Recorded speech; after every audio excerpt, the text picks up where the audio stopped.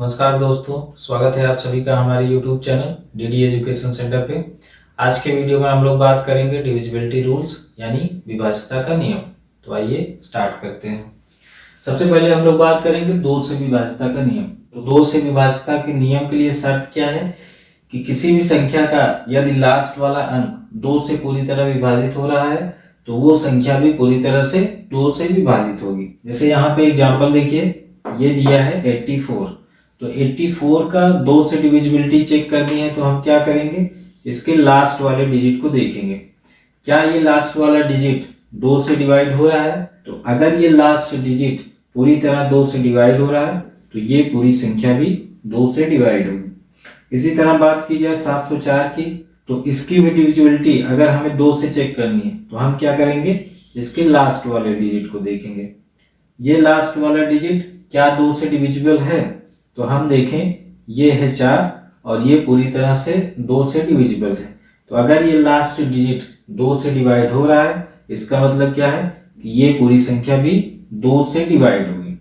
इसी तरह बात की जाए 18,328 की, अगर आपसे पूछे कि क्या ये संख्या दो से डिवाइड होगी, तो फिर से हमारे लिए वही काम है, इसके हम लास्ट वाले अंक को देखेंगे। चूंकि इसका लास्ट वाला अंक दो से पूरी तरह विभाजित होगा, इसका मतलब ये पूरी संख्या भी दो से डिवाइड होगी। आइए इसके आगे बढ़ते हैं और सीखते हैं 4 से विभाज्यता का नियम। तो 4 से विभाज्यता के नियम के लिए शर्त क्या है कि किसी भी संख्या का यदि लास्ट के दो अंक 4 से पूरी तरह विभाजित हो रहे हैं तो वह संख्या भी 4 से पूरी तरह विभाजित होगी। जैसे बात की जाए 96 की, तो 4 से डिविजिबिलिटी के लिए हम क्या करेंगे, इस संख्या के लास्ट के दो अंक देखेंगे। अगर ये 4 से पूरी तरह विभाजित हो रहा है तो पूरी संख्या भी 4 से पूरी तरह विभाजित होगी। तो 96 चूंकि 4 से पूरी तरह विभाजित होता है, इसका मतलब ये पूरी संख्या भी 4 से विभाजित होगी। इसी तरह से अगर आपसे कोई पूछे कि क्या 780 4 से पूरी तरह विभाजित होगी, तो इसके लिए हम क्या करेंगे, इसके लास्ट के दो अंक देखेंगे। तो लास्ट के दो अंक अगर 4 से डिवाइड हो रहे हैं तो ये पूरी संख्या भी 4 से डिवाइड होगी। तो यहाँ पे क्या है 80, क्या 80 4 से पूरी तरह विभाजित होता है? हाँ। तो अगर ये पूरी तरह 4 से डिवाइड हो रहा है, इसका मतलब ये पूरी संख्या भी 4 से पूरी तरह विभाजित होगी। इसी तरह अगर आपसे कोई पूछे कि क्या 3120 4 से पूरी तरह विभाजित होगी, तो हम क्या करेंगे, इसके लास्ट के दो अंक देखेंगे।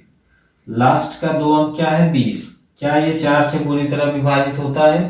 तो हाँ। तो अगर ये 4 से पूरी तरह विभाजित हो रहा है, इसका मतलब ये पूरी संख्या भी 4 से विभाजित होगी।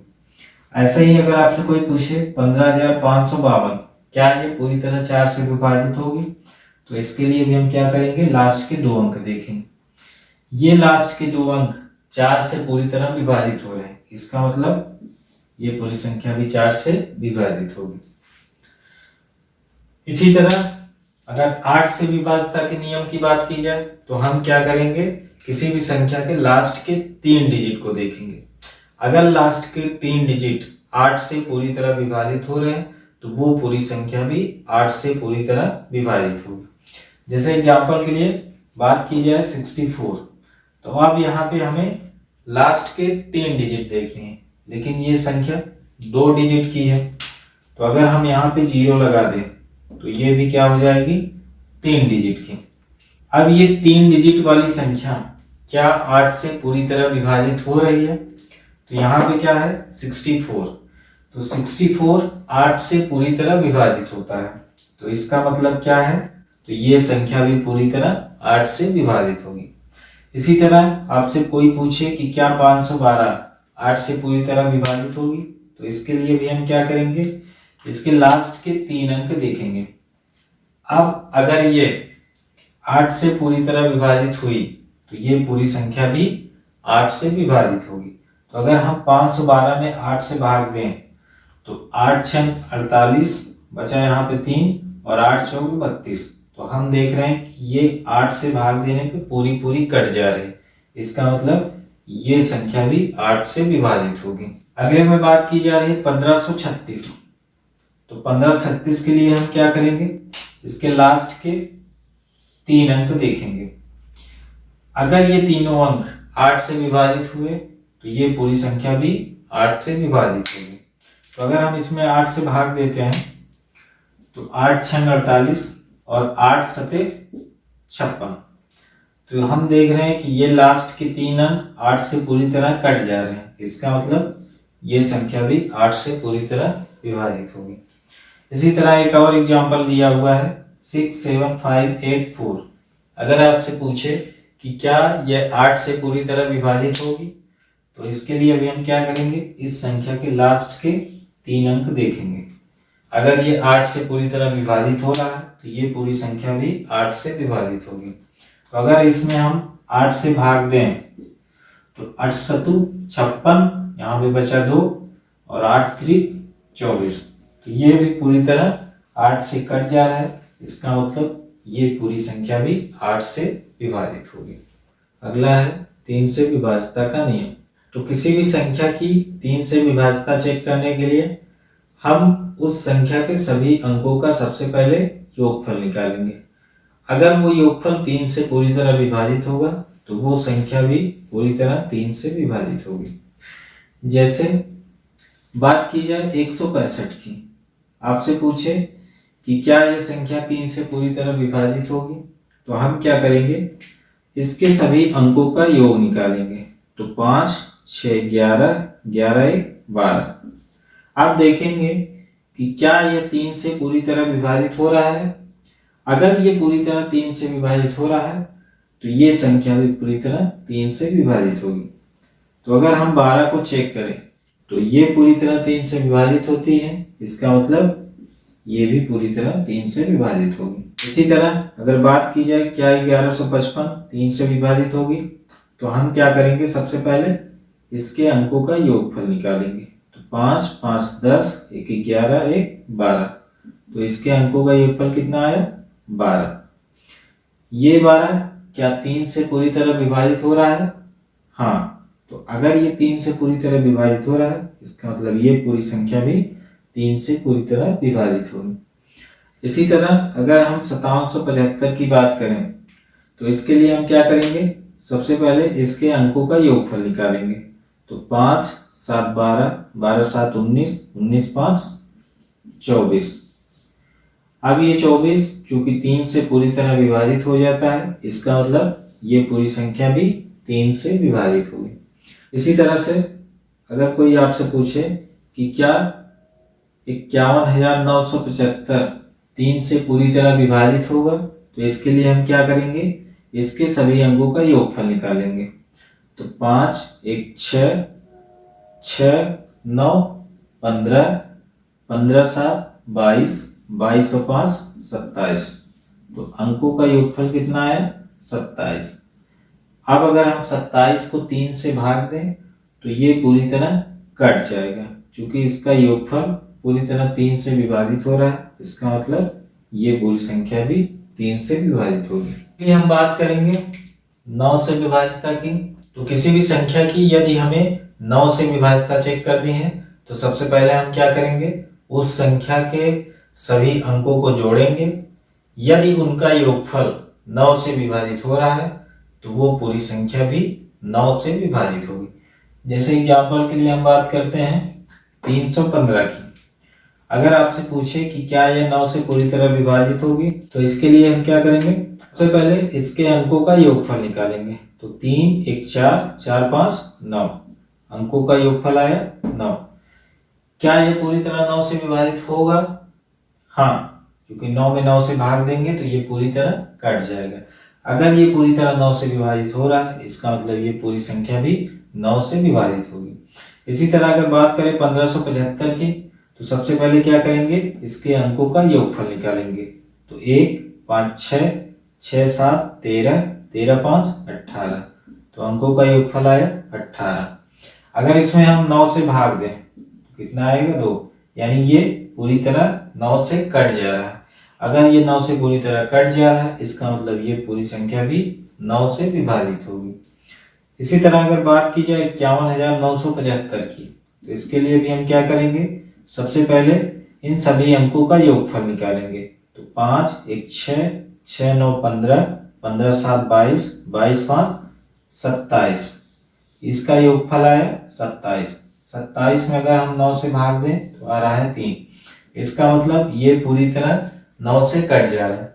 अगर ये पूरी तरह 9 से कट जा रहा है, इसका मतलब ये पूरी संख्या भी 9 से विभाजित होगी। इसी तरह अगर आपसे पूछे कि क्या 1,05,525 9 से विभाजित होगा, तो हम क्या करेंगे, सबसे पहले इसके अंकों का योगफल निकालेंगे। तो 1 5 6, 6 5 11, 11 2 13, 13 5 18। तो इसके अंकों का योगफल कितना आया, 18। अगर 18 में हम 9 से भाग दें तो ये पूरी तरह कट जा रहा है। तो अगर ये 9 से पूरी तरह विभाजित हो जा रहा है, इसका मतलब ये पूरी संख्या भी 9 से पूरी विभाजित होगी। अगला है 5 से विभाज्यता का नियम। तो किसी भी संख्या की 5 से विभाज्यता के लिए नियम यह है कि उस संख्या का लास्ट डिजिट या तो 0 होना चाहिए या तो 5 होना चाहिए। जैसे अगर एग्जाम्पल के लिए हम बात करें 105 की, तो अगर आपसे पूछे कि क्या ये 5 से पूरी तरह विभाजित होगा, तो इसके लिए हम क्या करेंगे, इसके लास्ट डिजिट को देखेंगे। अब ये लास्ट डिजिट या तो 0 होना चाहिए या तो 5, तभी ये 5 से पूरी तरह विभाजित होगा। तो हम देख रहे हैं इसका लास्ट डिजिट क्या है, 5। अगर लास्ट डिजिट इसका 5 है, इसका मतलब ये है कि ये संख्या 5 से पूरी तरह विभाजित होगी। अगली संख्या में अगर हम लास्ट डिजिट देखें तो क्या है, 0। अगर लास्ट डिजिट 0 आ रहा है, इसका मतलब ये संख्या भी 5 से पूरी तरह विभाजित होगी। अगली संख्या का अगर हम लास्ट डिजिट देखें तो क्या है, 5। अगर 5 आ रहा है, इसका मतलब ये संख्या भी पूरी तरह 5 से विभाजित होगी। अगली संख्या का अगर हम लास्ट डिजिट देखें तो ये क्या है, 5। अगर 5 आ रहा है, इसका मतलब ये संख्या भी पूरी तरह 5 से विभाजित होगी। इसी तरह से 10 से विभाज्यता का नियम है। तो किसी भी संख्या को 10 से विभाजित होने के लिए शर्त यह है कि उस संख्या का लास्ट वाला अंक 0 होना चाहिए। जैसे एग्जाम्पल के लिए हम बात करें 100 की, तो अगर हम देखें इसका लास्ट डिजिट क्या है, 0। तो अगर किसी भी संख्या का लास्ट डिजिट 0 है तो वो संख्या 10 से पूरी विभाजित होगी। इसी तरह अगर हम अगली संख्या देखें तो इसका लास्ट डिजिट क्या है, 0। तो ये भी पूरी तरह 10 से विभाजित होगी। अगली संख्या हम देखें तो इसका भी लास्ट डिजिट क्या है, 0। इसका मतलब ये पूरी संख्या भी 10 से विभाजित होगी। इसी तरह अगर अगली संख्या हम देखें तो इसका लास्ट डिजिट क्या है, 0। अगर इसका लास्ट डिजिट 0 है तो ये पूरी संख्या भी 10 से विभाजित होगी। अगला है 7 से विभाज्यता का नियम। तो किसी भी संख्या की 7 से विभाज्यता चेक करने के लिए सबसे पहले हम क्या करेंगे, उस संख्या के लास्ट डिजिट को दुगना करेंगे। फिर जो बची हुई संख्या है उसमें से हम इस दुगने वाले पार्ट को घटाएंगे। फिर जो शेषफल आया, अगर वो पूरी तरह 7 से विभाजित हुआ तो पूरी संख्या भी हमारी 7 से विभाजित होगी। जैसे एग्जाम्पल के लिए हमें चेक करना है कि क्या 469 7 से विभाजित होगा। तो सबसे पहले हम क्या करेंगे, इसके लास्ट डिजिट को दुगना करेंगे। तो अगर लास्ट डिजिट को हम दुगना करें तो 9 दूना 18। अब इसके दुगने वाले भाग को हम घटाएंगे इसके बचे हुए भाग से। तो बचा हुआ भाग क्या था, 46। तो 46 में हम घटा देंगे इसके दुगने भाग को। तो अगर ये शेषफल 7 से पूरी तरह विभाजित हुआ तो ये संख्या भी पूरी तरह 7 से विभाजित होगी। तो अगर हमें इसमें 7 से भाग दें तो ये पूरी तरह 7 से कट जा रही, इसका मतलब ये पूरी संख्या भी 7 से डिवाइड होगी। इसी तरह से अगर हमें चेक करनी है 3283 की 7 से विभाज्यता, तो हम क्या करेंगे, इसके लास्ट डिजिट को दुगना करेंगे। तो 3 का दुगना 6। फिर इसको घटाएंगे हम इसके बचे हुए पार्ट से। तो इसका बचा हुआ पार्ट क्या है, 328। तो यहाँ पे हम लिख देंगे 328 और इसमें से इसको घटा देंगे। तो 8 में से 6 जाएंगे 2, फिर 2 में से 0 जाएगा तो 2 और यहाँ पे 3।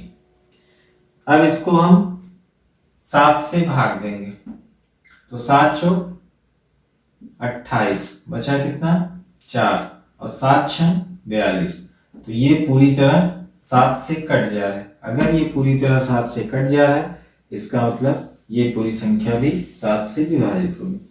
इसी तरह अगर हम चेक करना चाहें 29,547 को, तो सबसे पहले इसके लास्ट डिजिट को दुगना करेंगे, तो 7 का दुगना 14।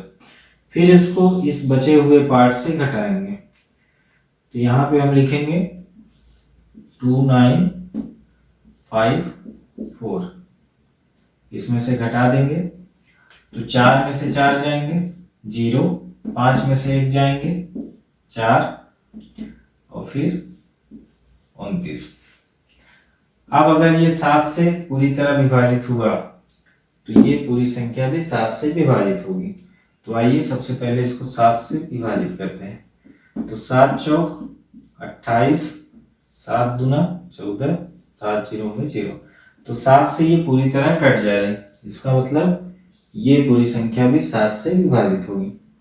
इसी तरह अगर हम इस संख्या को चेक करना चाहें तो इसके भी लास्ट अंक को पहले क्या करेंगे दुगना, तो 6 का दुगना 12। फिर इसको हमें घटाना है इस बचे हुए पार्ट से, तो इसको यहाँ पे लिख देंगे 2 3 6 3 7 और इसमें से घटा देंगे 12 को। तो 7 में से 2 जाएगा 5, 3 में से 1 जाएंगे 2, 6 में से 0 जाएंगे 6 और ये 23। अब इसको हमें क्या करना है 7 से भाग देंगे। अगर हम 7 से भाग दें तो 7 त्रिक 21, 7 त्रिक 21, 7 49 और 7 पचे 35। ये 7 से पूरी तरह कट जा रही है, इसका मतलब ये पूरी संख्या भी 7 से विभाजित होगी। अगला है 11 से विभाज्यता का नियम। तो आइए इसको एक उदाहरण से समझते हैं। जैसे मान लीजिए 4 अंकों की कोई संख्या है जिसके अंक हैं A B C D। अब इसकी विभाज्यता हमें चेक करनी है, तो क्या करेंगे पहले से स्टार्ट करेंगे और एक को छोड़कर अगले को जोड़ दे जाएंगे। तो पहले A के बाद हमने छोड़ा B को, पहुंचे C तक। इसी तरह दूसरे से स्टार्ट करेंगे और एक को छोड़कर एक को जोड़ते जाएंगे। फिर इन दोनों का हम अंतर निकालेंगे, यानी यहां पे हम निकालेंगे A प्लस C, फिर माइनस B प्लस D। अगर इन दोनों का अंतर 11 से विभाजित होगा तो ये पूरी संख्या भी 11 से विभाजित होगी। जैसे हमें चेक करना है 308 की 11 से डिविजिबिलिटी, तो हम क्या करेंगे सबसे पहले इसके विषम स्थान वाले पदों को जोड़ लेंगे। तो यहाँ 3 में 8 जोड़ेंगे कितना आएगा 11। फिर सम स्थान पे आने वाले पदों को जोड़ेंगे तो यहाँ पे 0। अब इन दोनों का अंतर निकालेंगे, तो 11 में से 0 जाएगा 11। चूंकि इन दोनों का जो अंतर वो 11 से पूरी तरह विभाजित हो रहा है, इसका मतलब ये पूरी संख्या भी 11 से विभाजित होगी। इसी तरह अगर हम इसको चेक करना चाहें फिर से वही काम, पहले विषम स्थान वाले पदों को जोड़ेंगे, फिर सम स्थान वाले पदों को जोड़ेंगे, फिर उन दोनों का अंतर निकालेंगे। तो अगर विषम स्थान वाले पदों को जोड़ें तो 1 प्लस 3, फिर सम स्थान वाले पदों को जोड़ेंगे तो 3 और प्लस 1। अब इन दोनों का अंतर निकालेंगे तो 4 और 4 में से 4 जाएंगे 0। तो 0 11 से पूरी तरह कट जाता है, इसका मतलब ये पूरी संख्या भी 11 से विभाजित होगी। इसी तरह अगर हम चेक करना चाहें इस संख्या को, तो पहले विषम स्थान वाले पदों को जोड़ेंगे तो 5 और 8 इन दोनों को जोड़ लिया। फिर सम स्थान पे आने वाले दोनों संख्याओं को जोड़ेंगे तो 0 प्लस 2। अब इन दोनों का अंतर निकालेंगे तो 8 5 13, 13 में से 2 जाएंगे 11। तो ये जो संख्या आ रही वो 11 से पूरी तरह कट जाएगी, इसका मतलब ये संख्या भी 11 से विभाजित होगी। अगर इस संख्या को हम चेक करना चाहें तो फिर वही काम, विषम स्थान पे आने वाली संख्याओं को सबसे पहले जोड़ेंगे। तो 6 प्लस 8 प्लस 9। फिर सम स्थान पे आने वाली संख्याओं को जोड़ेंगे।